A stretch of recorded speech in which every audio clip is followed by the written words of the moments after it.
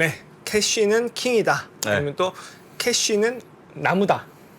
아, 그러네요. 돈나무님. 오랜만에 들어옵니다, 돈나무님. 네. 예. 이제 그 나무는 네. 캐시우드가 아니고요. 우리 네. 또 한국의 우리 또 좀 이따가 뵐 네, 것 좀 같습니다. 이따 뵙는 그분이 진짜 예. 나무다. 네, 네. 그렇습니다. 네, 그러면은 일단 그 두 번째 순서. 음. 아까 첫 번째, 두 번째 헷갈려요. 네. 우리 또 미래에셋증권 수원 WMS 조경상 팀장님, 안녕하세요. 안녕하십니까? 안녕하세요. 네. 오늘은 몇 % 하고 가실 것 같으세요? 오늘도 다 할 것 같아요. 다 할 것 같아요. 네. 항상 준비를 너무 많이 해오셔가지고. 네. 네. 그러면 오늘은 또 뭐부터 해볼까요? 아까 좀 이따 아까 전에 얘기했던 거. 네. 테슬라 얘기는 있죠? 예, 있어요. 그거 먼저 분석 해볼까요? 있습니까? 분석? 테슬라 먼저 예, 말씀드릴까요? 그건 좀 중요해요. 왜냐면은 또 예. 테슬라하고 예. 되게 그 연관성이 많아요, 우리 조영상 팀장님이. 네. 테슬라 차를 혹시 끄십니까? 아니요.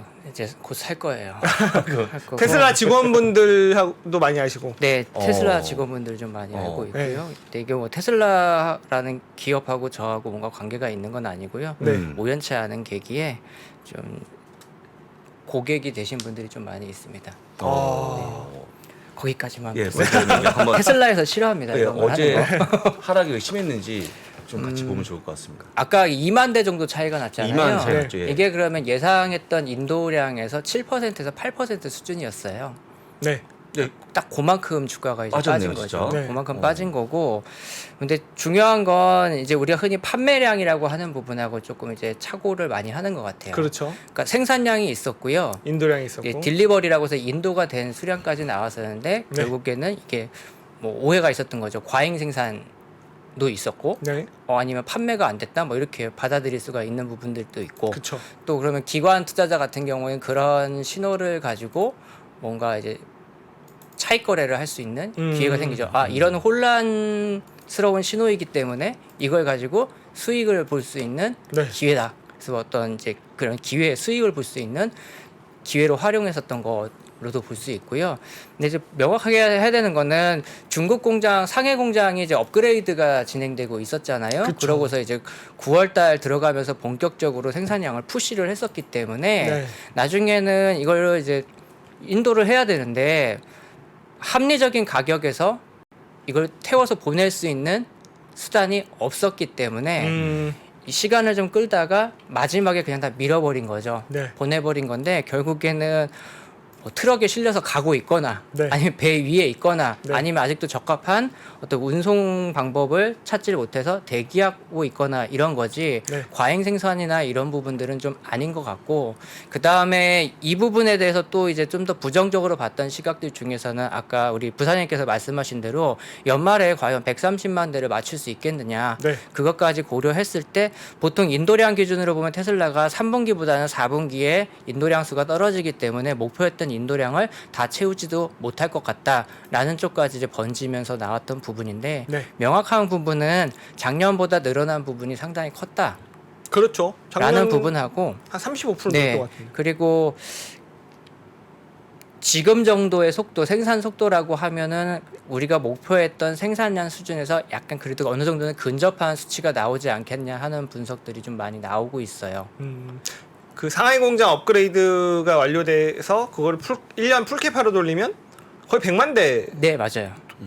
상하이에서만 100만 대 생산이 가능해졌죠. 네. 베를린 쪽이 지금 뭐 아시겠지만 유럽의 천연가스 가격이라든지 여러 가지 이슈가 있기 때문에 생산하는 부분들하고 네. 머스크도 밝혔죠. 그 독일 공장에서 생산되는 게 좀 만족스러운 수준까지는 생산량이 끌어올라 오지는 않고 있다라는 부분을 좀 지적한 부분. 그러니까 이런 부분들을 좀 많이 좋지 않은 쪽을 많이 이제 집어서 네. 주가가 많이 하락했던 것 같습니다. 그러면 또 오늘 또 반등 가능하잖아요. 지금 시간에서도 오르고 있고 예, 예. 이게 시간이 보통 이제 테슬라 같은 주식들은 뭐랄까 그 악재에서 굉장히 신나하는 세력들이 있잖아요. 그렇죠.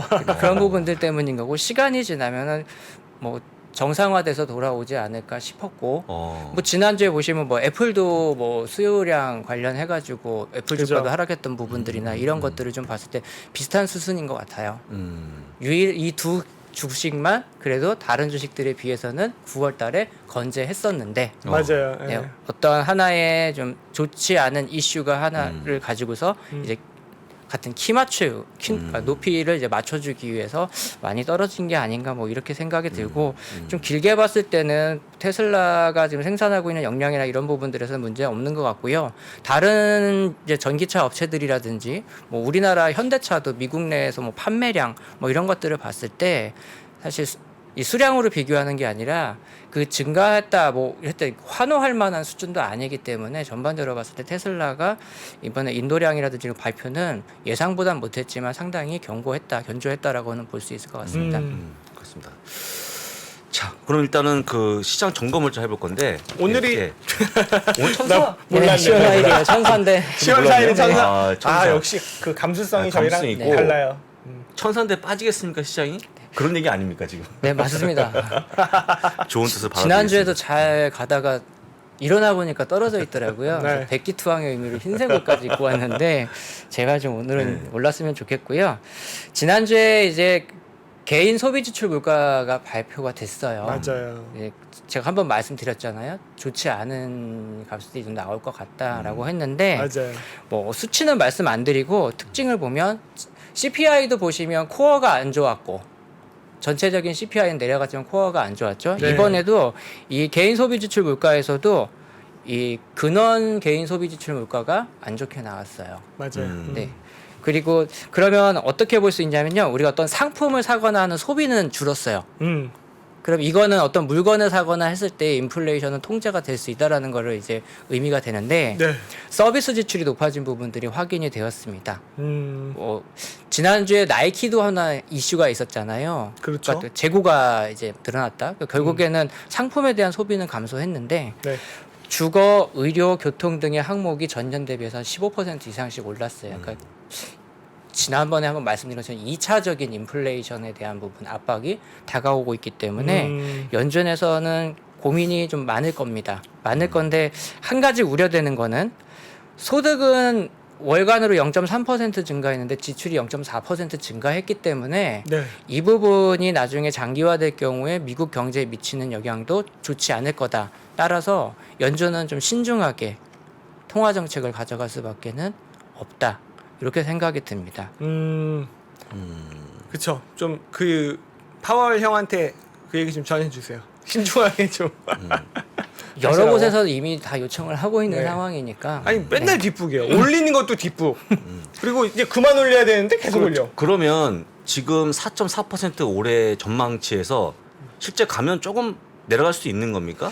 아 그렇지는 않을 거라고 보고요. 한 4.5% 수준 내년 그러니까 피크를 궁극적으로 몇 %까지 갈 거냐라고 했을 때 내년까지 봤을 때 네. 4.5% 수준까지는 가야지 현재의 인플레이션 수준들을 좀 통제할 수가 있을 거라고 봐서 저는 차라리 좀 그냥 고금리 정책을 쓰는 게 오히려 좀 더 낫지 않을까 싶습니다. 그러면 일단은 75p 한 번 더 올리고 네.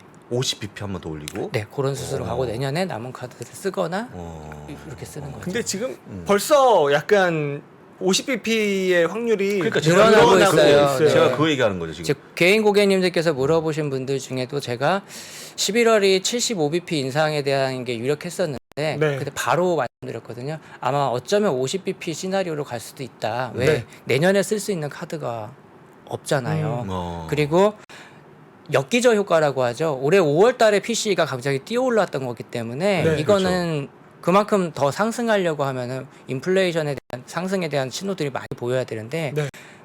상반기에 보여줬던 모습들보다는 둔화된 모습은 확실해요. 그러다 보니까 내년도에 이 수준으로만 가더라도 PC 기준으로 봤을 때 인플레이션은 어느 정도 안정화될 수 있는 가능성이 높아서 올해 오히려 더 급하게 가는 것보다는 내년의 상황을 보면서 좀 여유를 남겨놓고서 정책을 쓰는 게 나을 것 같고 만약에 기준금리를 5%대로 끌어올린다라고 했을 때는 상당히 이건 경제에 부담이 될 거라고 저는 보여집니다. 이게 어쨌든 10년물 국채금리가 3.6 수준까지 네. 떨어졌잖아요. 맞아요. 그러면은 시장에 어쨌든 그런 참여자들, 채권 참여자들은 금리를 그만큼 못 올리는 걸로 이미 그렇죠. 베팅을 하고 있는 거 2년물만 아니에요? 보더라도 많이 좀 안정화돼서 그쵸. 4% 이제 4%가 깨질 거냐 뭐 이렇게 오는 그렇죠. 건데 4% 초반까지 떨어졌잖아요. 네, 전에 한번 말씀드린 것처럼 2년물 금리가 가까운 시일 내에 기준금리에 대한 기대로 움직이는 거라고 봤을 때는 뭐 50bp 시나리오도 가능할 수 있다라고 생각이 듭니다. 가능하다. 네. 대신 중요한 건- 연준은 예. 기대하는 건 싫어하는 거죠. 아 그렇죠. 네. 또 근데 우리 연휴 기간에 약간 비공개 회의를 소집했다는 얘기가 네, 있었어요. 그것도 좀 준비를 해왔는데 네. 자 PC가 이렇게 나왔는데 브레이너드 부의장이 주말에 발언을 했어요. 네. 신흥국이 강달러로 인해서 경제적인 충격이 오더라도 네.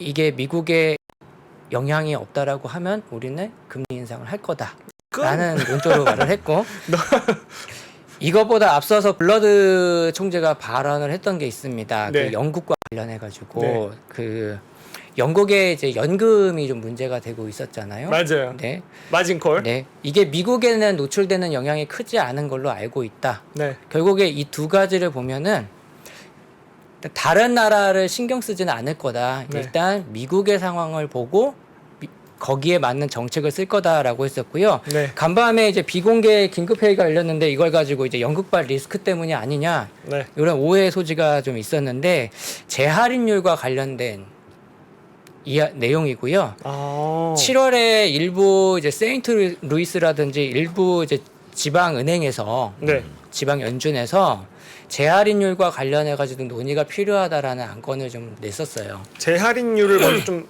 우리 구독자분들한테 설명을 해주신다면. 쉽게 말씀드리면 네. 은행이 누군가에게 받아서 갖고 있던 어흠을 네. 중앙은행에 맡기면 네. 일정 부분을 우리가 흔히 깡이라고 하죠. 그렇죠. 할인을 시켜서 네. 다시 현금을 주는 건데 네. 이 재할인율을 올리면 네.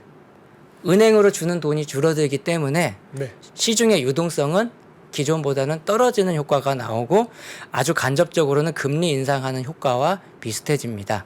이게 떼가는 게 많다는 거죠. 네, 맞습니다. 약간 뭐 선이자처럼 떼가는 게 많다. 맞습니다. 예를 들어서 1억을 맡겼으면 예를 들어 재할인율이 통상적으로 20%라고 했으면 8천만 원을 주는 건데 네. 이걸 또 20%를 더 올리면 네. 6천만 원만 주는 거죠, 은행에. 네. 그럼 6천만 원만큼의 돈이 도는 거니까 기존보다는 2천만 원이 줄어드는 거니까 유동성이 줄어들죠. 그러면은 지금 재할인율을 올릴 수 있다는 논의를 한 거예요? 올리는 거에 대한 건의가 있었던 걸로 확인을 했었어요. 그러면은 비공개 회의가 그것도 더 긴축을 하겠다는. 아니 근데- 비공개면 아예 그 이런 얘기가 나오지 않아야 되는데. 7월에 건의를 했던 게 그걸 7월에 건의를 했던 내용이 재할인율을 좀 올려달라는 거였거든요. 또 그 무슨 닉 기자 있잖아요. 닉. 아닙니다. 이거는 음. 그 기사에도 많이 나와 아, 있어요. 그래요? 그러니까 어쨌든 깡으로 이렇게 설명을 해주셔갖고 이해가 쉬웠는데. 그럼 딱 되네 이해가 네. 딱 돼요. 무슨 깡 좋아하세요? 새우깡? 요새 옥수수 깡도 새로 나왔는데 또 괜찮습니다. 옥수수깡 가져가 있어요? 감자깡, 고구마깡. 아, 예. 근데 실제로 보면 재할인율에 대한 영향은 사실 미국 내에서 없어요. 이미 유동성 은행이나 이런 데 유동성이 풍부하기 때문에 없고 다만 이걸 하는 게 금리 인상을 할 때 속도 조절을 하려고 그쵸, 그 얘기 한 거죠. 속도 조절 하는 게 아닌가라는 기대를 좀 했습니다. 해야 돼. 이게 월가에서 얘기인가 아니면 정신 차려야 돼. 이제. 매니저님이 왔습니까 그게? 제가 그냥 봤을 때는 그런 느낌. 개인적인 생각에. 네. 정신 차려야 돼. 네. 진짜. 비공개 회의이기 때문에 실제로 어떤 얘기가 오고 가는지는 모르고 주제만 재할인율과 관련된 거였고 네. 아까 영국 연금 얘기 잠깐 나왔었는데 영국발 네네. 리스크가 아니냐 오해가 있었다라는 건데 네. 뭐 쉽게 말씀드리면 영국 연금이 이제 영국 채권을 갖고 있는 거죠, 국채를. 네. 근데 그냥 놔두면 돈만 파킹돼 있는 거니까 네. 이거를 다른 금융기관하고 파생상품 계약을 맺어서 네. 이걸 가지고 담보대출을 하는 개념인 겁니다. 네. 쉽게 말씀드리면 내가 아파트가 하나 있는데 이걸 담보 잡아서 현금을 융통하는 거죠. 그쵸. 그런데 지난주에 파운드화 가치가 하락하거나 또 영국 국채 금리가 급등하면서 이 담보의 가격이 떨어진 거죠. 즉 집값이 많이 떨어진 거죠. 네. 그러면 흔히 어떻게 하냐? 빌려준 사람은 그 뭐 마진콜이죠. 돈 내놔라고 반대매매. 요청을 하니까 팔아도 자산이 남지 않는 경우가 네. 나올 수 있는데 대표적인 게 우리 오늘 뭐 어저께 얘기 나왔던 크레딧 스위스 같은 경우가 네. 작년에 그런 투자를 했다가 대략 한 8조 원 정도를 까먹은 거였거든요. 그러니까 그런 식의 우려가 있었기 때문에 이 리스크 때문에 연준이 모인 게 아니냐, 미국에서도 금융 위기나 이런 것들은 확산될 거 아니냐 이런 이제 해석들이 좀 있긴 했지만 네. 분명한 건 그런 것보다는 재할인율과 관련된 거기 때문에 그리고 7월에 요청이 있었다라는 부분이 확인됐었기 때문에 아마 저는 통화 정책과 관련된 부분이 아닐까 이렇게 그래요. 생각이 근데 됩니다. 갑자기 긴급 비공개 회의를 할 정도 보통 그냥 긴급이란 말이 붙는 거고요. 네. 2번 정도는 음. 그 FOMC가 아니라 맞아. 연준 이사로 지정된 사람들이 모여서 할 수 있는 회의가 있어요. 사실은 정기 회의인데 네. 이제 언론에서 음. 이제 비공개 긴급이라는 공개는 타이틀을 안 되는 거니까요. 그렇죠. 왜 이사회끼리만 하는 거니까. 근데 아까도 말씀하셨듯이 그 이게 미국의 어쨌든 중앙은행이니까 네. 미국에 영향을 미치지 않으면 네. 본인들이 그런 신흥국가 신경 쓰지 않는 건 맞아요. 네. 근데 미국에 영향을 미친다면 네. 분명히 달라진 얘기죠. 달라지죠. 그러니까 금융사가 몇 개 쓰러지면 네. 이게 이제 아까 말씀드렸던 그런 채권을 레버리지로 사는 게 연기금뿐만 아니라 네. 연기금도 무너질 수 있는 갑자기 문제가 될 수 있는 거고 우리 민간에서도 많아요. 그렇죠. 실제로. 보험사들도 그걸 네. 똑같이 따라하기 맞아요. 때문에 전 세계 글로벌 특히 영국 정도의 금융기관이면 다 연결돼 있습니다. 네, 미국하고. 맞아요. 그래서 그렇다면은 이거는 미국에 영향을 미치는 거다. 네. 그렇지 않을까요? 근데 뭐 일단 블라드 말을 믿어야죠. 음. 미국은 그 노출도가 상당히 적은 것 낮다. 같다라고 발언을 했기 때문에 잘났어 진짜. 특히나 공부 많이 시키는 세인트루이스 네. 연은이기 때문에 자꾸 믿어야죠. 지금 이제 그 푸틴 핵 얘기들 많이 하고 계세요. 아, 그래서 채팅창이요? 이게 뭐 그 쏘면은 사실 이게 핵이 이제 어떤 핵이냐에 따라 다르긴 한데 전술 핵이냐 뭐 아니면 진짜 뭐 핵미사일인데 쏘는 순간은 뭐 완전 지금 우리가 얘기하고 있는 게 다 원점으로 돌아가서 그죠? 뭐 이미 엄청 시장이 많이 떨어지겠죠. 이거 예. 생각해보지 않았던 케이스라서 그쵸. 사실 제가 이슈로도 다루진 않았는데 네. 그 워낙 극단적인 선택을 할 수도 있는 사람이라는 걸 이미 한번 보여줬기 때문에 그리고 궁지에 몰리고 있다는 네. 게 불안해요. 그러니까 너무 궁지에 몰리고 있어요. 그래도 일단은요 북극으로 갔으니까 북극 갔어요? 북극 쪽으로 배가 이제 그 그 배가. 네, 테스트 아. 하고 있으니까 일단은 실제로 그 핵을 뭐 전술핵이든 해가지고 쓸 거냐라는 부분에 대해서는 네. 아직까지는 가능성을 높게는 안 잡아도 될 것 네. 같고 거기에 대해서는 또 대응도 할 수는 있을 것 같아요. 오늘 팀장님 몇 번째 이제 방송이시죠? 오늘이 5번째인 거. 이게 이제 약간 5번째면은 베테랑이 되셔가지고 저희가 이 순서 완전 무시하고 지금 막 던지고 있어서 약간 고난이도 방송을 이제 그래도 예. 달러는 좀 들어야 될 것 같아. 예. 달러 얘기는. 날 방송을 시작했어요. 이제 그러니까요. 당황스러우시죠? 막 들어오니까. 아니 괜찮아요. 저는 안 괜찮아요. 저는 안 당하는데. 네네. 그 이제 디폴트 위기의 국가들이 좀 많아요. 강달러로 인해서. 그렇죠. 파키스탄이나 아르헨티나, 뭐 아프리카이나 잠비아 또는 스리랑카는 이미 이제 갔고 가나, 이집트 등 여러 국가들이 있는데 제가 한국경제신문에서 봤을 때 한 58개 정도의 신흥국들이 이제 IMF 구제금융 내지는 또 디폴트에 빠질 가능성이 높다라는 부분을 봤는데요. 네. 문제는 IMF도 이제 대출 여력에 한계가 있어요. 그러니까 영국이 이번에 감세안 나왔을 때 IMF가 진지하게 재고를 해주기 바란다라고 이제 요청을 했었거든요. 네. 이게 속뜻이 뭐냐면 옛날에 한번 빌려갔잖아요. 영국은. 그렇죠. 다시는 너네까지 빌려달라고 하면 안 된다라는 그렇죠. 압박을 넣었던 거고요. 정신 차려야죠, 영국. 이런 분위기를 좀 고려해서 영국도 이 감세안을 좀 철회를 하긴 했는데 탈락 하나. 450억짜리 이제 감세안 중에서 20억 파운드짜리를 한 거기 딸랑 하나 때문에 별로 영향은 없어요. 생색내기죠. 네. 다만 이게 그래도 어저께 시장을 올라오게 하는 데는 큰 몫을 했는데 그래서 이제 사실. 기대하는 게 얘네가 지금 한 8개 정도의 항목 중에 하나 철회한 거잖아요. 네. 하루에 하나씩만 철회해 주면 좋겠어. 그걸 기대하는 분들도 있고요. 아니면 아예 트러스 총리가 사임. 네. 제가 조기에 이제 신임을 잇는 거죠. 저는 한 달 안에 사임할 것 같은데. 네, 그런 얘기들이 좀 있어가지고 네. 시장은 그쪽에도 기대를 하고 있는 걸로 보여집니다. 네. 그리고 아까 디폴트에 빠진 국가들이 좀 몇 개 거론을 해드렸는데 네네. 저는 이게 조금 나중에 문제가 될 수도 있지 않을까 좀 잘 봐야 된다라는 건데 네. 이 나라들 대부분이 보면 1대1로에 참여했던 국가들이에요. 1대1로라고 하면 와, 빙고. 네. 그 시진핑이 이제 제3세계 국가들을 모아가지고 그쵸.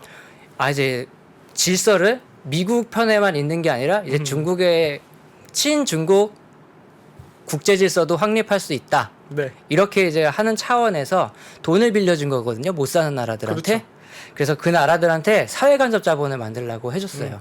근데 실제로 보면 그럼 누가 건설하느냐? 중국 회사. 중국 건설회사들이 가서 그 건설하는 그대로 거예요. 갖고 그대로 갖고 와요. 빚만 남을. 빚만 남는 건데 이게 한 1조 달러 정도 빌려줬어요. 지금까지. 그래서 중국에서도 발표는 안 합니다. 어느 정도 상환 가능한지, 어느 정도가 회수 불가능한 금액인지 안 나오고, 더 재밌는 거는 그러면 IMF가 빌려주잖아요. IMF에서 가장 큰 손은 미국입니다. 네. 이 돈 가져가서 중국으로 들어가는 거예요. 맞아요. 그래서 예전에 트럼프도 그런 얘기를 했었어요. IMF에서 이제 빌려줄 대출 여력이 없기 때문에 추가 출연을 해달라고 하니까 거절했었거든요. 네. 미국이 여기에 대해서 어떻게 나올지는 좀 상당히 변수가 있는 재밌게 한번 지켜볼 만한 부분이 있는데 이런 국가들 사실 디폴트가 생기더라도 글로벌 경제에 미치는 영향은 옛날하고는 좀 위상은 다를 건데 이 영향이 이제 중국한테 가는 거잖아요.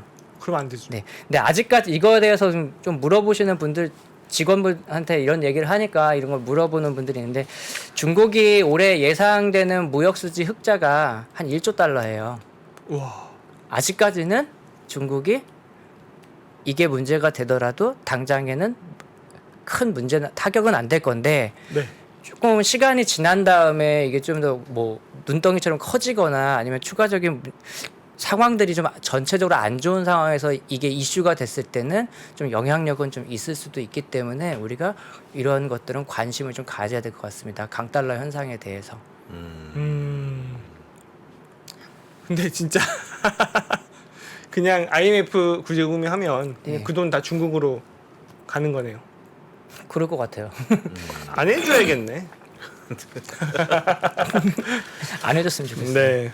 오늘 한국도 원 달러인데 1,428원이었네요. 아니, 조금 뭐, 조금 저것도 더 빠져야죠. 뭐. 더 빠져있어. 네. 네. 조금 빠졌다는 거 좀 보여드리고요. 예. 자, 그다음 무슨 얘기 할까요? 뭐. 그다음에 이제 지난주 1탄에 이어서 음.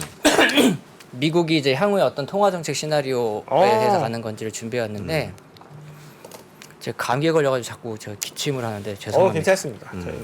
자료를 좀 보면서 네, 말씀드릴게요. 네, 자료 좀 볼까요? 지난주에 말씀드렸던 건 파월이 목표 인플레이션을 상향한다고 결정하면 어떨까에 대한 부분이었어요. 그러니까. 네. 그러니까 현재 연준의 목표 인플레이션이 2%인데요. 이걸 도달하기 위해서 금리 인상을 강력하게 하니까 그러면 나중에 경제에 미치는 영향이 크잖아요. 이제 그런 부분들을 그러면은 그리고 2%까지 도달한다는 것도 사실 지금 현재 상황에서는 무리인 것 같고 그래서 파월이란 사람의 성향하고 이런 것들을 보고 목표 인플레이션을 좀 높이는 건 어떨까 이런 가능성에 대한 말씀을 드렸고요. 영국이 실제로 목표 인플레이션을 올리는 거에 대한 얘기가 있습니다. 올리는 거에 대한 얘기가 있고 1월에 FOMC에서도 이 목표 인플레이션을 올리는 게 어떠냐라는 얘기가 좀 나왔던 적은 있었어요. 올려야 될 것 같아요. 네, 그때 당시에는 근데 인플레이션이 일시적인 현상이라고 해서 그냥 묵살돼 버렸는데 이런 것들은 가능성은 좀 그러니까 아예 우리가 실현 불가능하다라고 보는 시나리오는 아닌 것 같고요. 이번에는 이제 옐런을 가지고 말씀을 드릴 건데 이거를 이제 검색해 보시면 나옵니다. 옐런 독트린이라고 하거든요. 네. 그 1995년에 대통령이 클린턴이었죠. 맞아요. 그때 재무장관이 루빈이라는 사람이었는데 그 사람의 이름을 따서 루빈 독트린이라고 하는 체제가 있었어요. 뭐예요? 아예 강달러를 허용해 버리는 겁니다. 우와. 중요한 건 어떤 거냐? 일본을 조금 살려주려고 했던 거였거든요. 그게 혹시 역플라자 합의입니다. 아, 그래요? 자, 두 번째 자료 한번 보시면 그때 당시의 상황이에요. 이 파란색이 연준의 금리였습니다. 그 1991년부터 우리 아시겠지만 일본 버블 경제로 인해서 미국에도 경기 침체가 오게 되죠.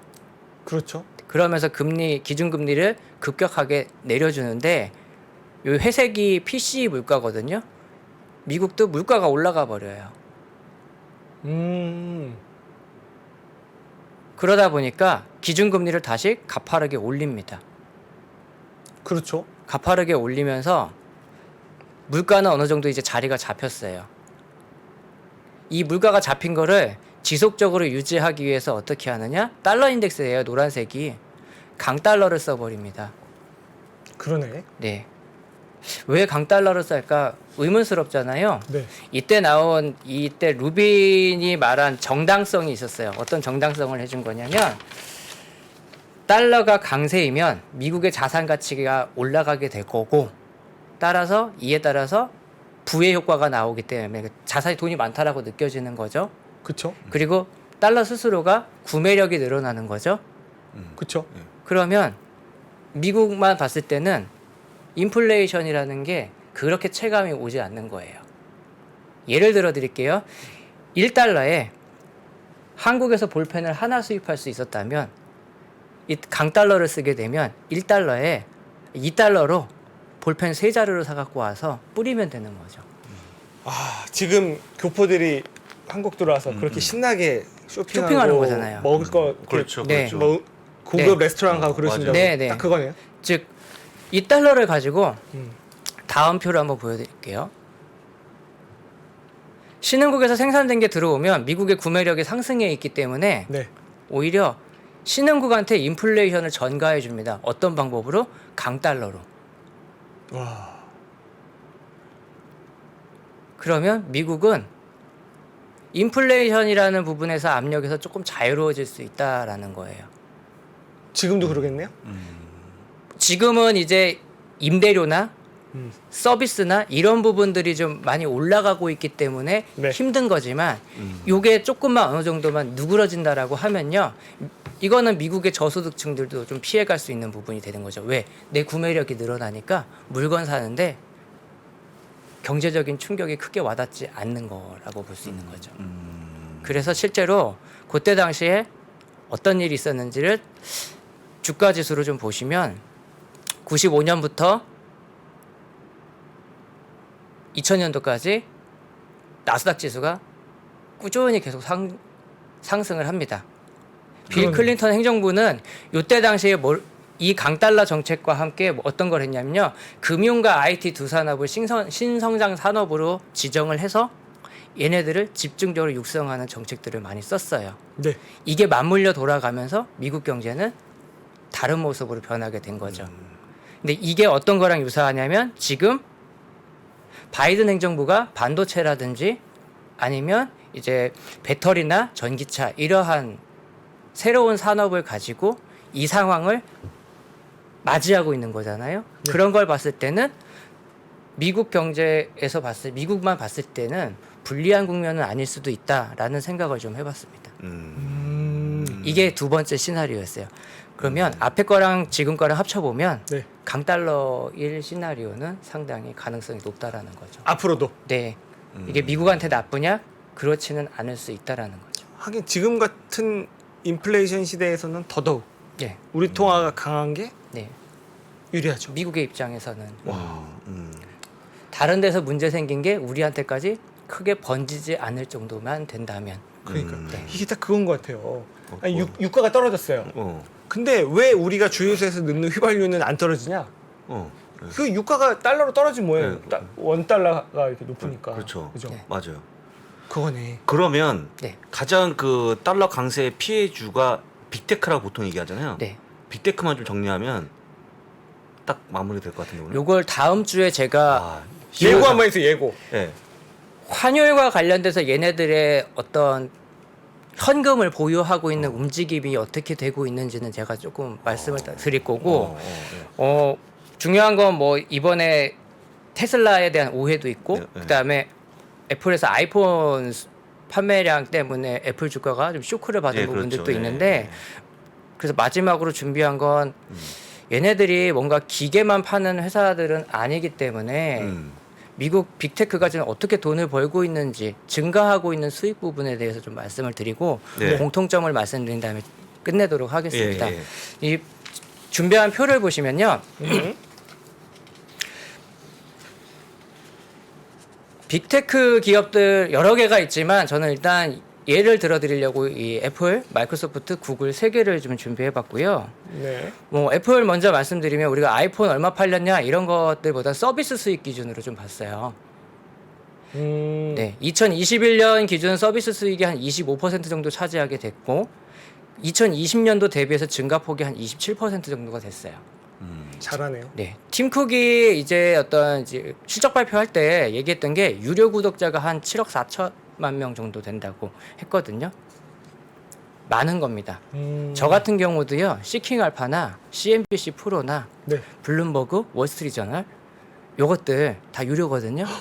한 달에 15만 원씩 나가요. 그걸 다 봐요? 여기 있었네. 진짜 그 정말 자산가. 저거 아니요. 여기 있었네. 대단하시네. 네. 결국에 얘네들은 이러한 어떤 유료 구독을 통한 수익도 있겠지만 엔터테인먼트 뭐 애플 TV에서 혹시 빠친코 보셨는지 모르겠지만 네. 이런 부분들 그 다음에 이제 우리 핸드폰 보험 안 들고 이제 애플케어 쓰죠. 네. 그리고 페이먼트도 진출하고 있고 우리나라에도 이제 결국 이게 다 구독 경제거든요. 구독 경제라는 부분이고요. 마이크로소프트는 개인보다는 기업 대상인 게 더 많습니다. 누가 보더라도 데이터 센터나 지능형 클라우드인데 이런 것들도 구독형으로 많이 바꾸고 있다라는 부분이고요. 구글은 공짜로 뿌려줬다가 돈을 받는 형태인데 이것도 구독 경제를 통한 방법이에요. 플랫폼이 있으면 그 사용자를 모은 다음에 그 안에 가둬두고 구독 경제라든지 이런 방법들을 활용하는 게 이 빅테크 기업들의 특징인데요. 이게 특징이 제일 무서운 게 뭐냐면 다른 누가 동일한 사업으로 뛰어들지 못할 정도로 진입 장벽이 매우 높다는 겁니다. 이게 한 해 한번 들어오면 누가 비집고 들어올 수도 없고요. 그래서 예전에 그 김준성 애널리스트가 한번 말을 했었어요. 자동차는 아직 그런 플랫폼을 확보하려고 시도하는 회사가 없었다. 딱 하나 있잖아요. 딱 하나. 네, 있었죠. 그래서 이번에 뭐 테슬라 뭐 AI 데이도 있었고 아니면 뭐 이번 자동차 그 인도량이라든지 이런 거 가지고 논란이나 오해들이 좀 있는데 사실 테슬라 같은 경우에도 자기가 중점적으로 진출하고자 하는 사업들 심지어 로봇까지 해서 여기를 통해서 지금에 있던 플랫폼으로는 들어갈 수가 없기 때문에 새로운 플랫폼을 만드는 거고요. 기존의 플랫폼에 대항했다가 힘들게 된 게 메타잖아요. 그렇죠. 네, 애플에다가 덤벼가지고 네. 그러니까 오히려 다른 시장에서 오히려 플랫폼을 구축하려고 하는 움직임들을 좀 봤을 때는 상당히 창의적인 것 같고 결국 미국에 있는 빅테크 기업들 어떤 기계나 물건을 파는 거에 집중하는 게 아니라 내가 내 유저를 가둬 놓고 거기에서 데이터를 분석해서 수익을 추구하고 있고 그 수익에 대한 비중이 증가하고 있다라는 부분들을 좀 본다라고 했을 때는 그냥 열심히 돈 벌고는 있기 때문에 지난주에 뭐 빅테크 기업들 많이 하락하고 막 했었지만 좀 우리가 이런 것들을 보면서 좀 위안을 좀 삼을 수 있지 않을까 이렇게 정리해 보겠습니다. 네. 너무 좋습니다. 위안이 됩니다. 네. 일단. 예. 진짜 위안을 삼겠습니다. 오늘 어마어마한 자료 빠르게 그러니까 해주셔갖고 딱 맞췄네요. 저희가 네. 시간 좀 드렸으니까 네. 또 저희 시간에 또 네, 좀 조정을 빼서. 하도록 하고 네, 알겠습니다. 그럼 또 다음 주에 또 풍성한 내용 준비해 주셔서 모시도록 하겠습니다. 우리 미래에셋증권 수원WM의 조경상 팀장님 고맙습니다. 네, 감사합니다. 고맙습니다. 최근에 이제 매크로 경제 환경에서 가장 많이 나오는 얘기가 이제 인플레이션이죠. 이 매크로 경제라는 게 우리 일상생활에서나 아니면 투자에서나 굉장히 큰 영향을 주는 게 맞는 것 같습니다. 매크로 경제에서 가장 중요한 게 금리, 환율, 물가 이런 거거든요. 금리가 높을 때 유리한 기업이 있고 금리가 낮을 때 유리한 기업이 있을 겁니다. 환율이 높을 때 유리한 기업이 있고 환율이 낮을 때 불리한 기업이 있을 겁니다. 유불리를 논하면서 같이 그 기업에 대한 분석을 하거나 투자를 하는 게 조금 더 도움이 되지 않을까요? 상반기 최고의 베스트셀러 인플레이션에서 살아남기. 지금 서점에서 확인하세요.